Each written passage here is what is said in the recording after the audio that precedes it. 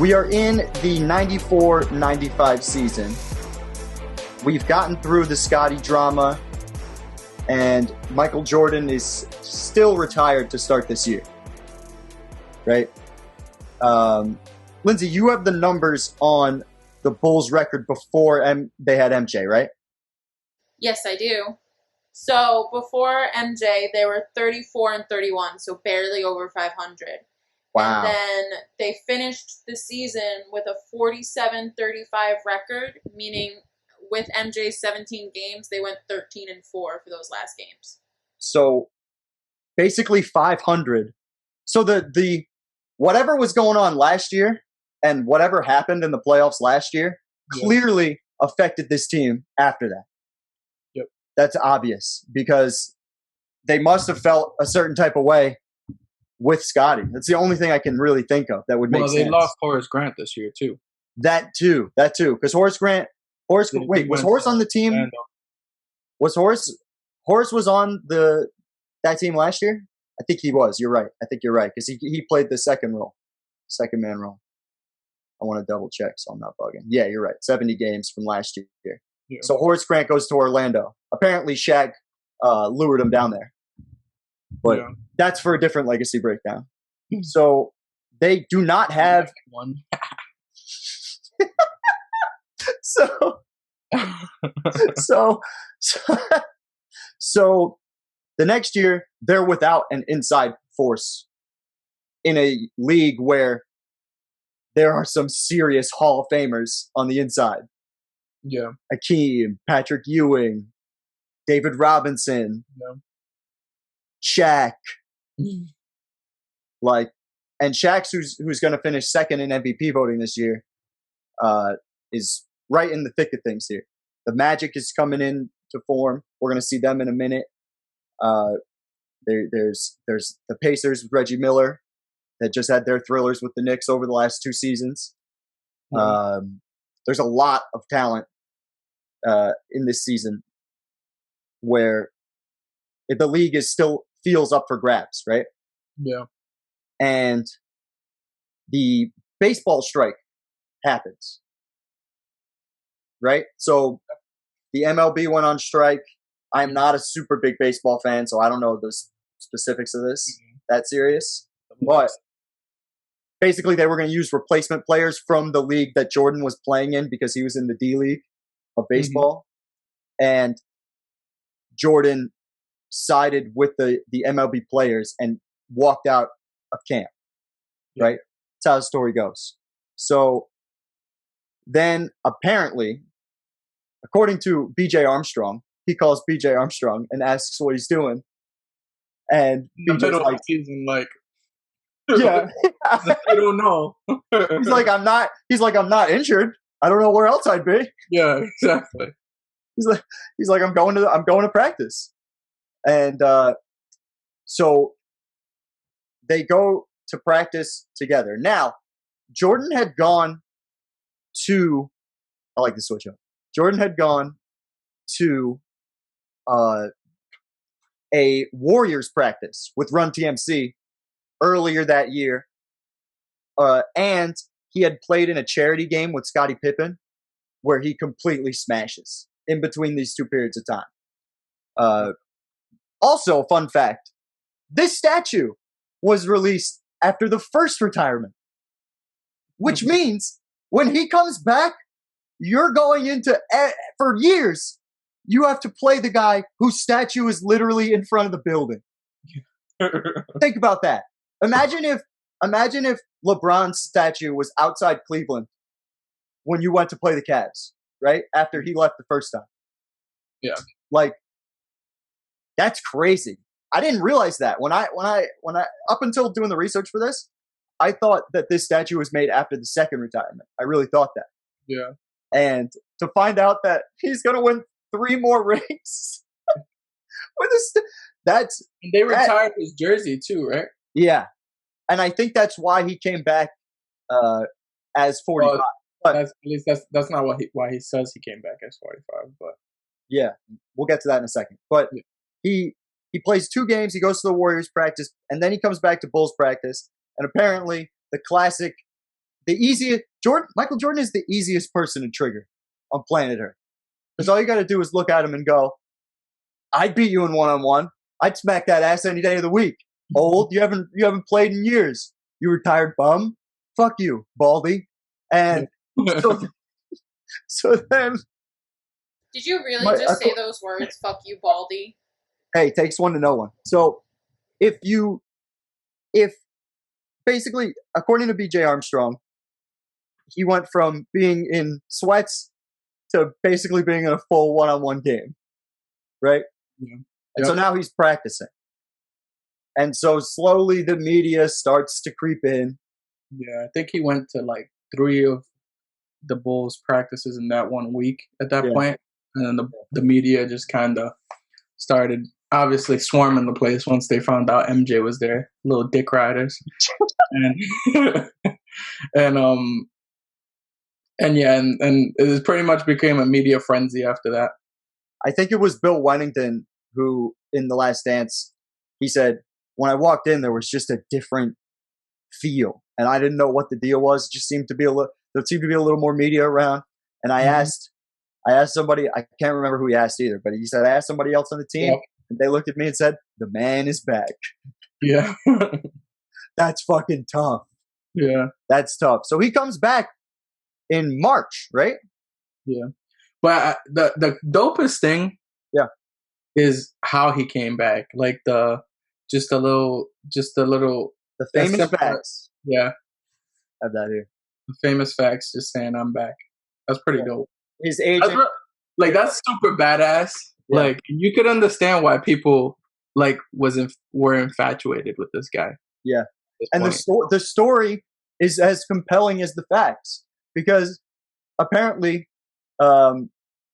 David Falk, his agent, said to him or sent him multiple different letters for him to approve, right? Yeah. And he hated all of them. But he would do this sucks, but I don't have any better ideas, so do something else. Right? Yeah. And so finally, Falk looked at him and said, you write the fucking thing. Yeah. And he turns around and writes, I'm back. And that's it. That's the famous facts. That's known as the famous facts. That's all I had to do. I typed in on Google the famous facts. It came right up. Yeah. Along with some old looking fax machines. But I'm back is tough, right? Mm-hmm. And I wonder what I think I'm gonna try to find the ratings for this first game, because I imagine it was they probably sent NBC out there. Yeah. So I know in The Last Dance they had people talking about the tickets, and they were paying $200-$300, and some guy said these things could be going up for $2,000, and I'm still holding on to them. So and then right now that doesn't sound super crazy because of this now, but $2,000 in 1995 is significantly more than $2,000 now. Facts. That's a fact. That's just inflation. It doesn't seem like that long ago. Economics class right now. Yeah. But $2,000 then is probably $4,000 or $5,000 now. Yeah, that's fair. It just speaks to, again, this is the same guy who has a statue in front of his own stadium already while he's still playing. I can't think of another guy who's got that, who ever had that. That's why it broke my brain. But I bring it up. It's the way it's the retiring twice thing that no one genuinely thought he would come back. There were people who were probably like, oh man, I hope he comes back. He's still got the game. I don't know why he's doing baseball. He's terrible at it. He's ruining his basketball prime. But when you put a statue up for somebody and you retire their jersey, odds are they're not coming. You don't think they're coming back, you know? Yeah, for sure. But he comes back due to the only strike. thing even remotely similar to this is Magic Johnson retiring earlier. True, but where Magic's going to come back and look big as fuck, look ginormous in comparison to when he played, Michael's going to come back thinner than when he was playing at the height of the 3 championships. Yep. Right? Because he's in a baseball mode. Mm-hmm. So he, according to his trainer, he completely changed his body for baseball. There's a certain amount of arc that goes on a basketball shot to maximize the space on the rim. When you throw a baseball from right field, you can't put an arc on the ball. It's got to be from point A to point B as fast as you can. So you have to retrain the whole shoulder muscle, what movement it's going to do. So the exercises we did for basketball were not applicable for baseball. When he came back and he started to play, we had a discussion with him, and I said, Michael, there's not enough time to transition your body, because he came back at the end of that season, and I said, there's not enough time to transition your body from baseball to basketball. For you to be playing at the optimal level that you were before, I said, there just isn't enough time. No. Yeah. And he does. He looks leaner. He does look like thinned out. Yeah, according to his trainer and him, he said it himself too. Yeah. But he's going to come back against Indiana. And what does he do in that opening game? He does not do well. 7 for 28, 19 points on 28 shots. This is all like excitement. That's one of those you're too excited to be on the floor and you're just overdoing it. Just shooting like crazy. Yeah. The next game, go ahead. No, what were you gonna say? I was gonna say the next game he only plays 26 minutes, so he must have been fucking beat. Yeah, this isn't a back to back. Yeah, and I think he maybe he was in a little bout trouble. Trying to play himself back into shape right away because it's in March. He's in March. This is in March, so he has about a little less, and this is towards the end of March too. So he has a little less than a month to try to get himself into basketball shape by the time the playoffs come. He only plays 17 games, right? Yep. So he got Orlando almost 40 minutes a game for his.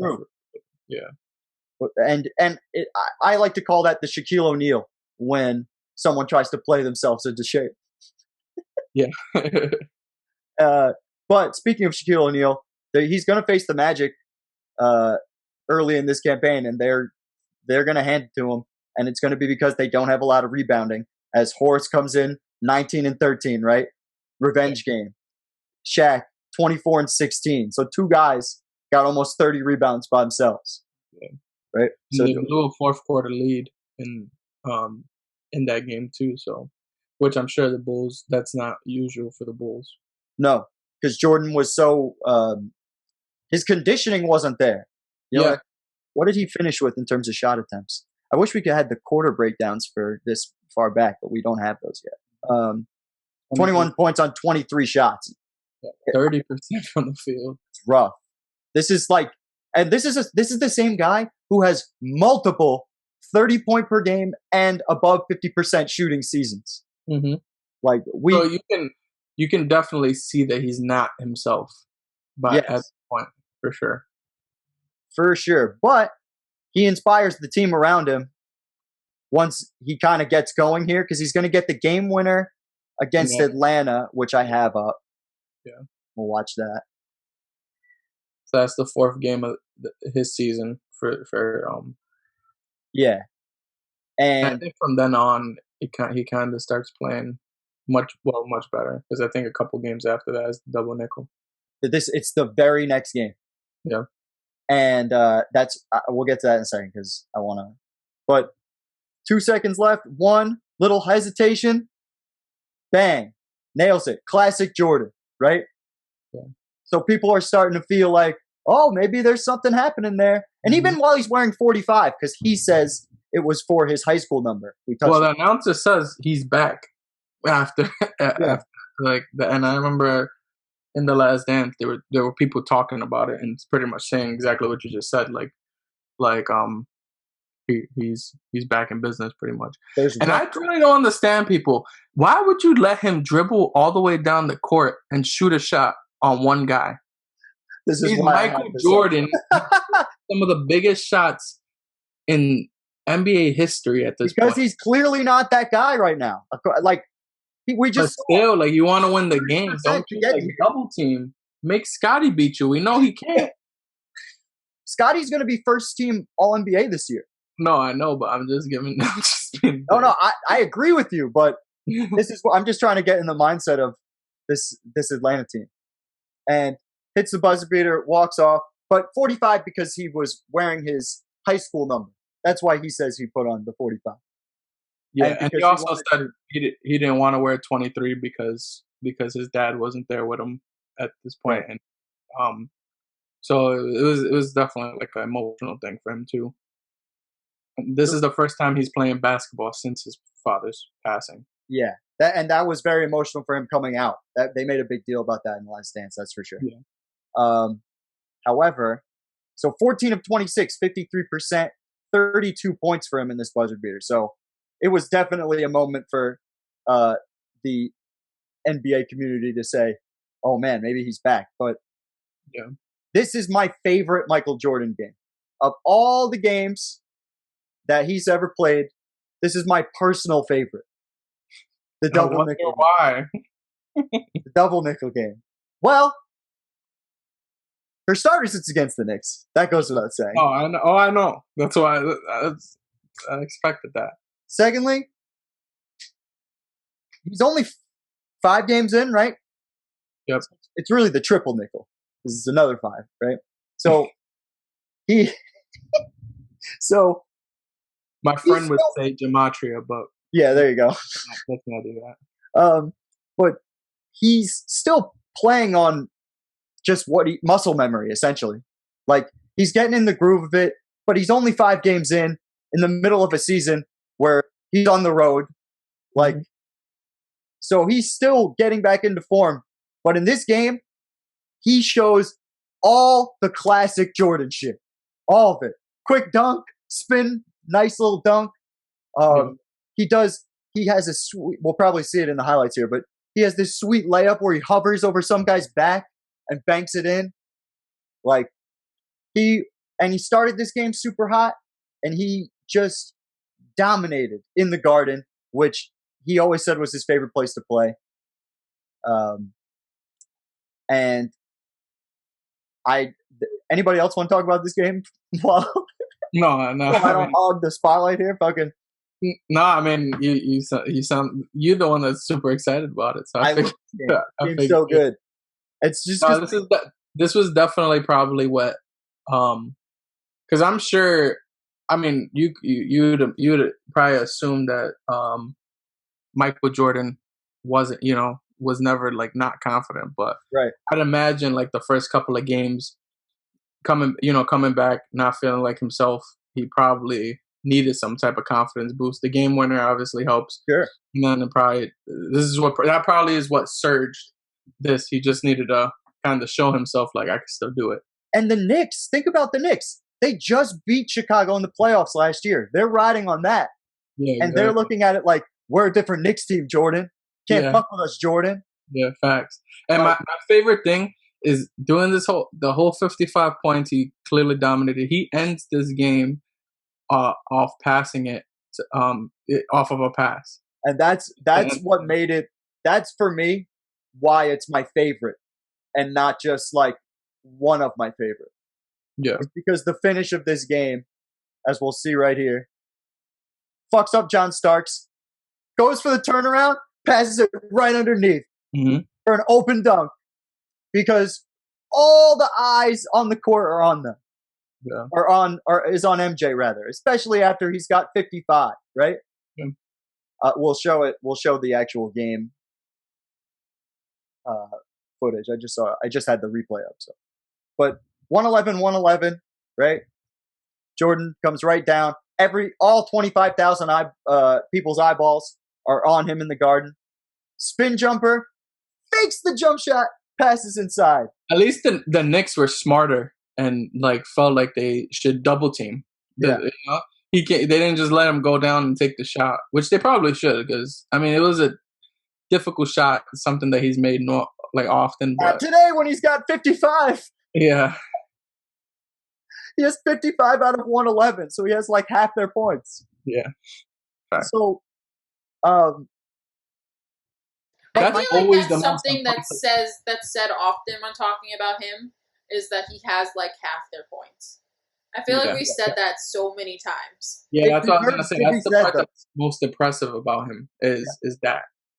And I'm gonna keep talking about it, especially when we go into this this next era where it's a defensive team first, and there's no other guys in the starting five and really in the club that can create their own shot. He's the only guy that can do it, and if he scores 20 points a game, they're probably one of the worst teams in the league. Yeah, like they need every single one of his 30 to get it done. Yeah.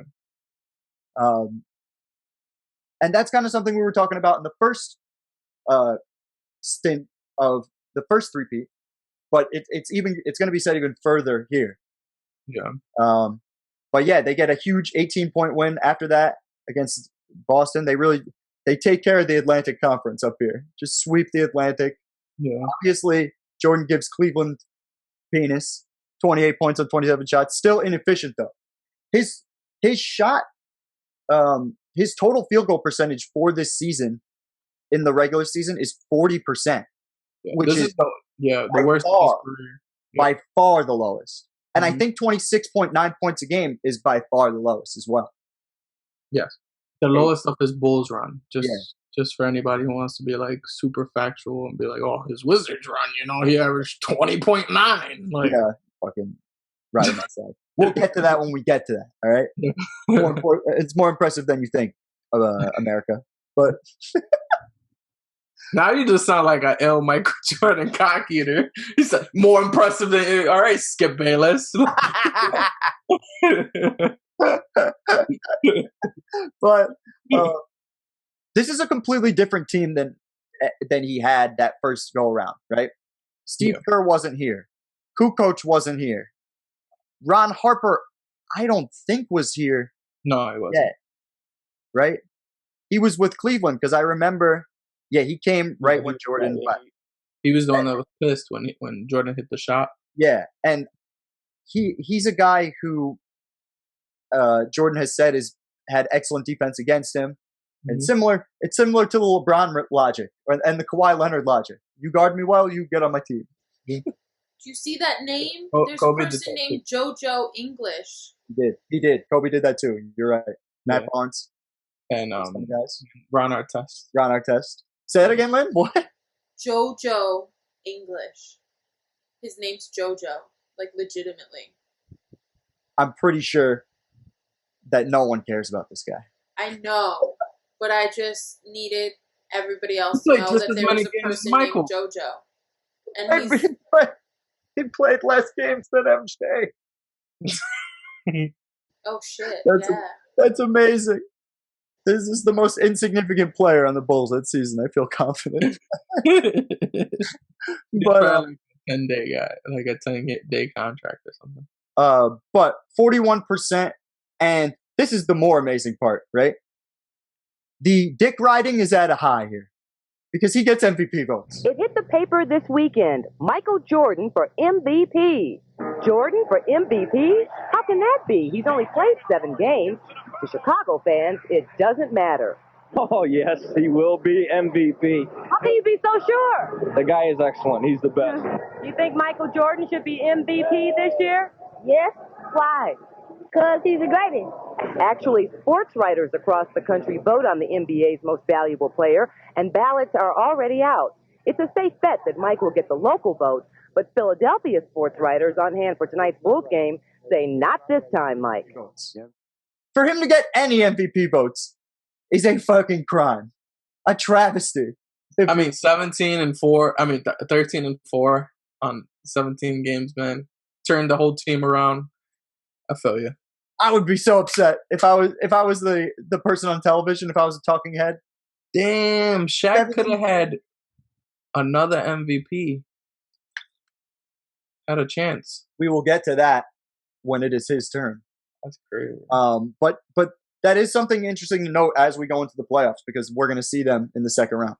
Fuck David Robinson. Like what? What is that? We gotta look that up. That might be. You wonder why Shaq holds grudges. Yeah, facts. But he's going to get MVP votes. He's not going to see the All NBA team. Yeah, that's going to still. But Scottie's going to get your first team vote here. And I just wanted to point that out because there were people that thought Scottie had a decent year. and he was still clearly the best small forward in the league according to voters, right? Mm-hmm. But I don't know, man. Played really shitty before MJ got there. What did he put up? What did he put up in those 17 games with MJ? Let's see.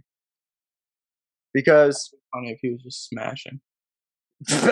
That'd be hilarious. Ultimate beta dog. This fucking guy. And let's see what he was getting before that. Because I don't think he was playing. He couldn't have been playing at the same level he was the year before. Well, you got to remember he lost his number 2. That's true. I have forgotten that more than once. That's true. It's because I just like Horace Grant would not. That's why. Grant would have no chance of being a 2 with those numbers in today's NBA. Like none. Well, I think he would be. I think they would just be inflated now. Maybe. That's an interesting point. But Scottie, 22 points a game, 48% shooting, 8 rebounds, 5 assists, 3 steals, and a block. So he was trying his best to get to and a 3.5 per game, 1.5 per game.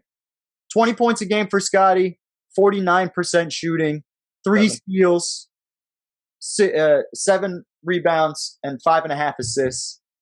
Playing 40 minutes a game. 3 steals and a block. That's like he is an all-time great defensive player. Like him and Michael Jordan, I think, have been over these legacy breakdowns that sure, we haven't done more guards and forwards. We have actually. I've never seen It's a decent split. Yeah, but I've never seen between Michael Jordan's legacy breakdown, obviously we've seen Scottie's stats. Right. And seeing that 3 steals and a block stat all the time. That was very consistent with them. Yeah. And that's insane to me because that does not happen at all in this NBA. It's so and it's also I've had a lot of I was thinking a lot about this because I was looking at Akeem Olajuwon's numbers. Because when we do his legacy breakdown and you look at his defensive stats, the guy was averaging 2 steals and 4 blocks for his whole prime. And it's just absurd because he was also taking the toughest shots on his team. Yeah. And those guys just don't exist anymore. There's not, and even in today's NBA, there are very few guys that we look at as elite 2-way guys. It's maybe 5 guys maximum. For the longest, Jimmy Butler was a top 2 best 2-way player in the league, which he would be horrible in 1990. From a statistical standpoint, yeah, I agree. It wouldn't pop out at all. And it's also because you got to remember the game is still focused on the interior. So it's a lot more passing, which means there's a lot more times to steal passes. It's a lot more one-on-one isolation stuff. And it's a lot more blocks on the inside. Yeah. You're getting to the cup all the time instead of trying to. I was going to say the 3-point shooting obviously makes blocking a shot much harder. Yeah. When you are shooting, most of the game. The game is focused more outside the paint. And we always talk about the pace in this era and going forward for the next decade is going to be slow or at a very slow pace. The pace will be on your screen. But let's get into the postseason. See. So they face Charlotte and they put them away pretty easily. Jordan comes out in the very first playoff game, drops 48. Yeah. Right? Says, suck it easy. No, they go to overtime. And I think that it's pretty much close the majority of the game, right? Yeah. And Chicago pulls away in overtime. I'd like to know if I can find how many points Jordan has in overtime. It'll be on your screen. Got to imagine he had a couple. Probably out of the 8, he probably had 6. Yeah, right. But 48 points for Jordan. Kukoc, 39 minutes, 17 points. The thing that I notice about that racist, Scottie? Was that racist? Talk about that shit, you bum. You took 3 shots. You're pussy. Played 27 minutes. You fouled out. You're worthless. garbage. But anyways, the thing about that was so aggressive. They played two different styles. They play this aggressive defensive style with their starting five, and this can definitely be said going into the next season. I'll definitely be saying this again. They played aggressive defense with their starting five, and then when Kukoc came in, they'd speed it up. Yeah. They'd move a lot faster, and they'd focus more on their offense. And it worked. Like, they were able to do well when Jordan came back with that system because, you know, if it didn't work, you could always just give it to Jordan for an easy bucket. Yeah. Alonzo Mourning, 32 and 13, 7 blocks. As we're looking at crazy stats on defense, 2 steals, 7 blocks for Alonzo Mourning. He's coming into his own here. He's a guy that we don't really talk about, but is a guy that's widely regarded as a great player by other great players. Mm-hmm. And he was him and Larry Johnson were the guys for Charlotte. 3.3 blocks, 22 and 13 for Alonzo, but only 42%. Let's go up to see Jordan and Pippen's defensive stats. So they both couldn't get their usual block or more a game, right? Pretty much. I mean, you're playing 6 games. But 0.8 blocks and 0.5 blocks for Scottie. But 2 steals each, dominating the perimeter, right? If you notice on Charlotte, the guys who are on the wing guys here, shooting incredibly low percentages, right? Del Curry's the only guy, but he's mainly shooting from outside. Of his 34 shots, 21 of them were threes. Yeah. But Hersey Hawkins, 40%. Muggsy Bogues, shortest player alive, 31%. It's just they were trying to beat him on the inside. But Jordan's able to do his work, and I am sure they are favored to win the championship, or they're looked at as championship contenders after this series. There's no way. Yeah. I'm pretty sure they would look at it as going into the playoffs. Yeah, maybe. Because they were, you know, everybody's cockeyed and just like, oh, could he win, you know, his fourth championship, right? 4th attempt or whatever, and all this other crap. But he comes out. Does he get back to shooting 50% in the series? Basically, 49.5%, 32 points. This is what he was doing before he left. Yes, you know what I mean. So that I feel like definitely, if not before this point, like you said, definitely after the point where people were like, these guys are champions again. Jordan's back. They're back in full force. I don't see anything different. How salty do you think Scottie was? He pointed at his shoe. Fuck that. Yeah, he wanted him back. No, he wanted him back. Yeah. Everything that he says about whether he wanted Jordan back or not now is a lie, and it is hindsight being 2020. That's for damn sure. I don't know if he said that he didn't want him back. I think he just. I'm not trying to do the Scottie thing again, but I just think his main thing was respect what I did for the team too. Right. I think that's his main thing. I don't think I think he knows that Michael Jordan was necessary. I just think he just feels like he gets disrespected a lot. And then he felt like he really got disrespected by Jordan in that documentary. Yeah, I can see that. I can see what you mean by that. I just think, I don't know. And this is after me 5 minutes ago disrespecting him, but it's just... Well, that's because he's soft. But listen. Scottie needed Michael. Michael needed Scottie. We'll leave it at that until we get to another shitty Scottie moment.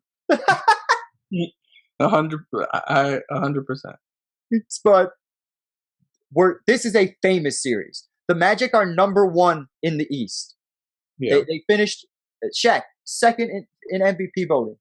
You looked at it quick and said arguably first, right? Yeah. I'm sure he feels that way. It's for damn sure. Oh, for sure. Come on, Shaq's still bitching about Steve Nash. I'm surprised he's not bitching about David Robinson. Yeah. He's probably like 30 years ago. I can't complain about that anymore. Second easiest basketball player to trigger, Shaquille O'Neal. For sure.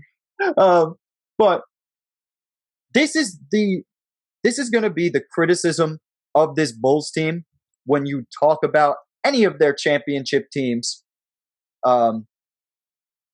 against other all-time great teams is what are they going to do against a player like Shaquille O'Neal, right?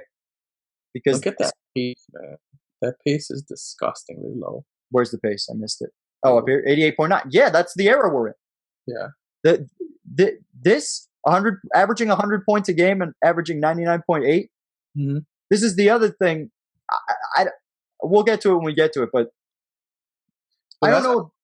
Jordan, this Bulls team specifically, Michael Jordan is one thing, but I don't know if this Bulls team specifically works in 2021 when you're averaging 115 points a game and nobody really wins on their defense like that, to that extent, where they have to hold teams down and they cannot keep up. Well, the rules don't allow them to right. do that. But yeah. I really could understand why people love the 90s so much in terms of basketball. Because, like, think about it. Now, let's really, really think about it. Right. That they were winning. That means you're winning by a point or two a game. Fair.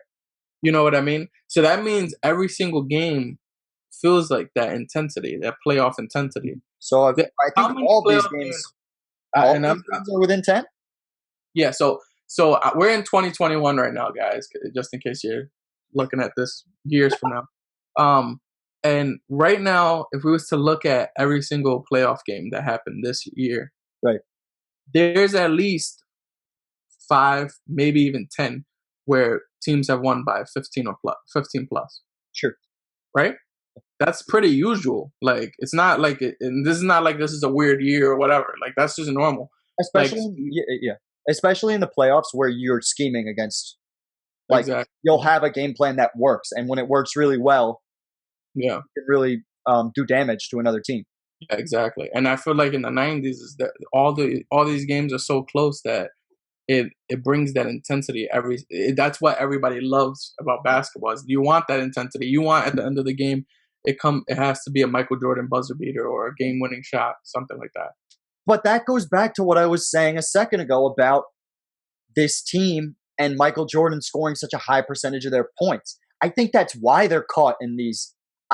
I think it's hard to blow a team out when you're trying that hard defensively because, I mean, especially when you're looking at this Magic team that's more of a forward, like this team probably could move forward into the next 10, 20 years because of their spread the floor and their inside and outside game. Mm-hmm.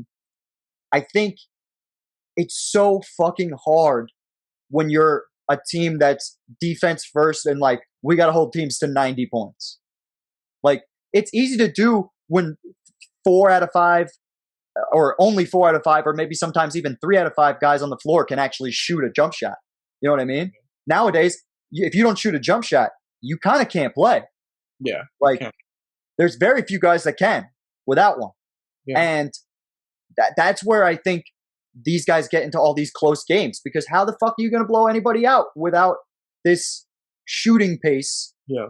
And especially like you're going to get your 30 from Michael. Right. Like if you don't have other guys on that game, that's when they blew people out is once like Scottie and all of them could score, scored a bunch of points, you know? Like when they did their job, they blew them out. If you didn't, it was going to be a tight game and Michael was going to win it for you.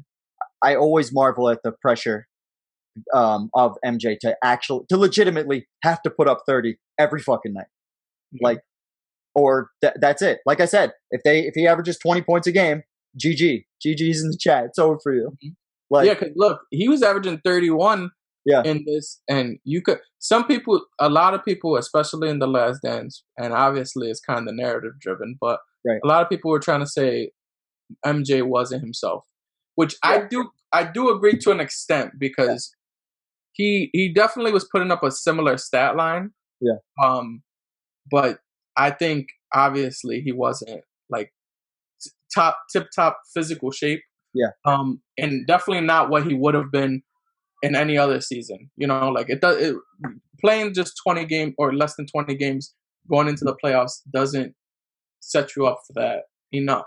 And I think game 1 is the best example of that. Like the best example, and I have that up. This is the game that he gets pickpocketed at the end of the game, right? So this is the last part. I have just the last part of. Scottie's going to get a lob dunk. They're going to go up. And so all Jordan needs to do is dribble out the clock. Yeah, close it out. And close it out. Something that literally he's made a legacy off of at this point. Like 91-90, right? 17, 16 seconds to go. Gets pressured, but he's Jordan. He gets by him, right? Easy rip. That's clean as shit, too. And it's like, that was just stupid, too. Like, you clearly passed the guy. You know he's behind you. Yeah, nowadays you'd see a lot of the point guards like a Luka Doncic just take your ass, put him right into his back, call it a day. Yeah, You know what I mean? I'm surprised he. But you know, they Conspiracy. this fucking guy. So No, I mean, come on. We know there was gambling thing. Oh man, that looked really shaky to me. nah, I don't. What do you mean? Up 2 minutes, yo. It looks bad as fuck, but you know, but I think it looks bad on Jordan more than anything. Just like because I said, if there was an obvious foul, if Nick Anderson obviously fouled him on the strip, then I think I'd be more inclined to agree with you. But it was a clean rip. He's got the ball out here. The thing is, like, and not even trying to be stupid. Once you pass half court, stop dribbling. It's done. You did what you had to do. Yeah. They have to foul you, make you 2 free throws. They have to win. They have to tie with a 3. Game over. Yeah, that was the interesting thing. Is I'm surprised the Magic didn't just hug Mike. By the way, literally the greatest player, or are like what people think is the greatest player to that point. I don't know whether they had a foul to give or not in that situation. However, I wonder why they didn't just foul him when he got the ball. You know what I mean? It ended up working out for them pretty well. I don't know the total game situation off the top of my head. I mean, they're up 1 and there's 16 seconds left. Yeah, but if you foul him, you've got a 3-point game. You have a bunch of 3-point shooters on the team if you're the Magic. Yeah. So I'm surprised they looked at it like we're going to play him straight. Yeah, it didn't make sense at all. Unless they didn't have the, you know what I mean? Unless they had a foul to give and they were thinking, let's try to get it first. But obviously, this is just, 30 years of hindsight. We're looking at it from that perspective. They got the ball, and the quotes after this game were, and they'll be on your screen, 45 ain't 23. Yep. Fuck all that, right? Jordan's not the same guy. All right. So this might lead to argument, but I just need to say it. You cannot tell me Michael Jordan would not die in this era. So elaborate. I don't know what that. I mean, let's elaborate on that. Maybe I agree. Maybe I don't. The reason after they do that, he changes his number to 23. Yeah. Right. Yeah. In the Last Dance, it showed him literally looking at the newspaper, reading that. Yeah. So I know he clearly paid attention to the news. So if he played in this era, you don't think that would make him better? This is the same guy. This is the same guy who when he was heckled by crowds, would literally use that as motivation. I think that would be like literally mental steroids for MJ. For him to just be like, oh, maybe. Look, here's 1,000 people that think I fucking suck. Maybe. Look, I just think because I'm going to prove all of them wrong every night. I feel that, but I just feel like because of the era we're in, where you also need great teammates around you, right? Like if he could be as great as possible, we've seen it, like where guys play amazing and they still get shit for it because you don't win. Yeah, but right? That's exactly why I don't think this Bulls team would work in this era. I think Jordan would be all right if you had a more modern team around him, right? Okay. Like if you put Jordan on like the Bucks. Like, replace Chris Middleton with MJ. Oh, I think he's fine. I think he's fine. No, I'm just thinking, like, strictly from a team perspective. I think he's got more guys around him. You know what I mean? Oh, yeah. But if you bring this 6 championships, he'll be. He would be, especially considering what we know now. God, he would be looked at as like the biggest second banana ever. Oh yeah, for sure. To be honest, but point being, if you bring this '96 team, where only like 2 guys, and one of them is Steve Kerr, who can't do anything besides take a jump shot. Yeah. Like, they're dying. Those people are fucking dying. Yeah, it's really not. Yeah, the hypotheticals are going to be tough. I look forward to them because I think it's I think when people watch them at first, they're going to be like, nah, fuck these guys. They're wrong. Yeah. When you really look at it. If you were, and especially you can't, and I'm not trying to like pre no whatever, but when we do this, please look back at these things and see us totally like giving MJ a slab job throughout his whole career, so you know that we're not just haters. And I'm gonna say this in every hypothetical because it's gonna need to be told. But he comes back as 23, like you said, drops 38 in game 2, right? 17 of 30. 43. Volume shooting to the max. Yeah. So he's taking double the shots of anyone else on his team. Remember when we were looking at LeBron's legacy breakdown and we were noticing how Wade and LeBron had close shots? Yeah. Never going to have to worry about that with old Mike. Yeah. Never going to. Scottie scored 22 points on 14 shots. That's pretty good. I'm not saying that's not good, but I'm just saying he had to do that because he wasn't getting more than 15 shots. This fucking guy is just he's lucky. So it's just like, fuck the triangle. We'll figure it out. We just need to win somehow. Especially in this year where he should be the guest in this situation. Like, you know, when you have a guest come over to your house, you know, the guest follows the rules. He follows the rules of your house, whatever. But when you go to his house, the opposite. Yeah. Michael's like, fuck that. I'm wearing my shoes on your couch. Fuck all that. When the alpha walks in, you gotta just shut the fuck up and be a beta ass nigga. Scottie. My man walks in like Rick James into the Murphy's house. Yeah. This is incredible. Like, I'm taking over. When MJ walk in the room, Scottie probably still bows down. Like they're 60. He's like still bows to him. Like who knows after this book? It's all cool until the book comes out, brother. Yeah. We'll have to look at that. We'll have to do a special episode when the book comes out. Okay. But the Magic are taking the next game, so the Bulls are down 2-1. Jordan, even though he had 40, so much to your point that you just made, my friend. Yeah. He's got literally 40% of the team's points, and it doesn't matter because look, 3 threes from Nick Anderson. Penny's giving you a 3. Dennis Scott's stretching the floor, which makes it easier for a guy like Shaq to get in and get 28 and 10 with 3 blocks, right? Horace 18 and 14. Yeah. And it's all around massacre. Let's see. So Jordan had 40. Pippen had 25 on 20 shots. 12 rebounds, 4 assists. Kukoc no show. Armstrong. Why you gotta shit on Scottie like that? You got 25 on 20 shots. Why can't you just say you got 25 and move on? Because I just said I don't think he'd ever get more than 15 shots a game. And the next game I said he gets 20. Oh, okay. I thought you were just trying to say like, oh, it took him 20 shots to get 25. So hey, I'm okay with that if you want. I mean, that's not great either, though. Like. No, it's 45%. But you see, this is the notion. This is the thing that I hate about stats, because literally that makes you think that that's not that great because it says 45% on there. But he literally could have made one more shot and it would have been 50. Yeah. Also, I wish we. No, like I said, get that, but he's still like he missed half of his shots. That's still not like I know. Most guys do that. No, I know, but it's just also the skew is people get thrown off because he's probably not shooting. But look at the threes that he shot. That's ridiculous. That's dumb. Yeah, he's definitely one of those guys that's trying to stretch the floor and get better at the shooting, but he's like everyone else in this era. Like if Giannis. He had stuck to mid-range, he would have been like, what, 8 for 15? That's a lot better. Is underrated at you know what? This might be the only nice thing I say about this guy. 100% that's nice. But Pippen is underrated at attacking the basket.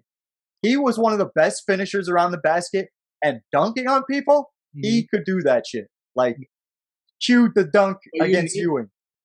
And you really do need, like, the 3-point shooting sometimes. Even if it's a miss, like, you need it just to be able, like, to make them give you some more space. That's exactly what I was saying about 3D. Because even though he had a bad game, 1 of 5 from 3, the same thing as Scottie. Yeah. Because that's what he does. He stretches the floor for a guy like Shaq, so now the paint can't be nearly as crowded. Yeah, exactly. That's why I love this team if we were to bring this team into the future. because I think this team would hold its own Yeah. because of the 3-point shooting that they have and that they've always had it. Jack has some pretty good teams. Like, Yeah, and he does find ways to crumble with them, as we'll get into, but not this year. Oh my gosh. Not this year. This year, or this season and this series, they get over the Bulls. They get over the hump. That is Chicago. I think Chicago blows a lead in this last game. Math me quick. Pretty sure that They I could won. be wrong.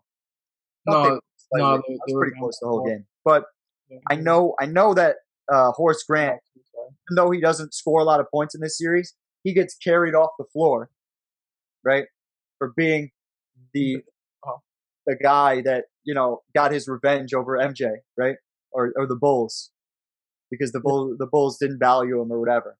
Shaq, 27, 13, 4 steals and a block, just dominant, right? Mhm. And Penny also. What did Penny get in this game? Penny, 21 points on 13 shots, 7 assists, 2 steals and a block, Can I 4 just threes. can I just say something? 3 really guys quick? hit 4 threes. 3 guys hit 4 threes. That's insane. So For this, that's insane. I legitimately, because I don't generally patrol Basketball Reference, I've only heard Penny Hardaway referred to as Penny. So the first time I went to go look up his stats, I was like Anthony. yeah, I was like, I mean, I'm guessing this is him because it's the Hardaway on the Shaq team, but I was so confused. Man, that guy was fucking awesome. Literally, Penny. That's all. He's never referred to as his first name. No, yeah, he is strictly Penny Hardaway. It made me very confused for all of 2 seconds. He's one of the biggest what ifs in NBA history because he was as good as Kobe with Shaq and Wade with Shaq. He fit right in. He would be third on that list. I see you smirking over there. Okay. He would be third I'm on not that. smirking. I'm giving you a little. But he's in that conversation because he was that level. He was really good. He was special. He was good. He was good. He was special, and he was just like Grant Hill in terms of ahead of their time in slashing and getting triple doubles and being an oversized point guard because he's 6'7". So yeah, he's definitely he's one of those guys that if you put him in any era, he would. I think he would fit in perfectly. But yeah, and I wonder where his career would have been had he not gotten injured, because him and Grant Hill from this era, the two guys that Penny was that good, man. He really was. He was. He was good. I just don't. I mean, when you talk about Kobe, I know it's a tough fucking list to crack. Yeah, that's a top 7 guy. But Horace Grant's going to get carried off the floor. Jordan's going to lock that away in the mental lockbox. And the biggest thing they learned from this series is they get out rebounded constantly, right? So what was the rebounding advantage here? So 41 rebounds a game to the Bulls. Oh, where'd it go? I was about to say not 11. Yeah, 24. So the Bulls is that 40. 40? So only 40. That's not too much. Yeah. But it's not as much as I thought it would have been. But still, they left this season as Scottie is your leading rebounder, right, with 9.7, and Kukoc second, also not a rebounder, known for that, really. Yeah, it was. I think it was just the pounding in the paint that kind of. They needed a guy who could guard a Shaq. They just needed somebody who was a banger, power forward or center that could guard a guy like Shaq and enjoy the defensive side of it. Oh, you know what I mean? Wow. And I wonder who they got. It's such a big question who could fill that role. It's really hard to figure out. Who they're going to get is widely criticized at the time. Widely. I really do think even Jordan, maybe Jordan at 100% if he would have played last season and this season, maybe Horace doesn't leave. Maybe he's more so he's like, oh, we could win another championship or something. He'd stay. But I think even if you had Jordan at 100% with the same team, right, as constructed, I feel like probably the same thing would have happened. Without Horace, you're saying? Or with Horace? Yeah, without Horace. If Horace was there, I feel like it wouldn't be that. the case. It'd be way harder to make the case. That's for sure. Yeah. But I don't know, dude. I feel really strongly about what are they going to do against true big men? Like they historically had, at least from a statistical standpoint, they did not have a lot of success against most of the bigs that we saw, even in the three-peat previously. Like they didn't play outside of Patrick Ewing, who would be maybe last on the list when we're talking about Akeem, Robinson, Shaq. He might be last on that list. He might be the bottom of it. And Ewing gave them his fair share of problems. You know what I mean? That was the biggest reason why the Knicks were their foe. And so if they go against Akeem Olajuwon, who's the best center of the era, and just basically MJ from a center position, honestly, in terms of play style and what he's. I think they'll make it. I think they'd definitely make it to the finals, though. I don't think I could see that. I could see that unless Shaq. Shaq really did come into his own. You know. Yeah, but I feel like part of that is I'm pretty sure Grant was a mentor to him. I could see that. And if Grant's not there, that would definitely be a different story. Maybe. And I also think because of what happens the next season, they completely sweep the shit out. Yeah, we'll get into it. We'll get into it. Yeah, we will. But that's the thing. That's the reason I feel like he could have definitely got by Shaq. Yeah, but he had Rodman. Hakeem is a different story, a different animal. Huh? But he had Rodman, and Rodman murks. Well, as we'll look at, Rodman murked Shaq in that series. Yeah, and that was the biggest difference. And Dennis Rodman, it's just we'll get into it, but I'm sorry. There was this really, really cute play that happened where Jordan faked a pass to Pippen and then threw it over the defender as he was cutting, and it was so cute. And you guys talked right through it. Ball fakes? Yeah, the one-handed ball fake as Scottie was running past, and then he threw it over the defender as they were tailing him. It was really cute. He does so much cool shit with that. I've never seen someone take advantage of the grip of their the ball grip as much as he does. No one does that shit. Dr. J is the only person I can compare it to, because when you watch old Dr. J footage, the same fucking thing, with the control of the ball, and he would, when he would go and dunk on people, he would put the ball over here and then switch it and come over here and try and dunk it. Yeah. You could at least give the fans some fun Dr. J and Michael Jordan facts if you want. Why are they so similar, Russell? Because they were. I found this out recently. I wish I had noted this when we were doing his rookie year. Yeah, that's what, and I figured they were coached by the same guy. Doc's ABA year and Jordan's rookie year, it's the same head coach, or ABA era. Yeah. And it's funny because Dr. J in the documentary they were talking about. This is the last thing, and then we'll move on. Dr. J in the documentary they were talking about, he was basically I had a coach that was we got problems. It's up to you to fix them. Basically what said Jordan. The same damn thing. Yeah. His job was on the line, but he was this guy's helping me solve problems and win games, so I'm putting them in, And it was just him. That was the offense. Yeah. Crazy. But and that makes so much more so much sense because they literally play so similar. At least in the beginning of his career. Very true. And the hands is the easiest comparison to make between them. But this will be the only time we don't talk NBA Finals in the 90s. So enjoy it. It's a slightly shorter episode. But we're moving into what could be one of the greatest teams of all time.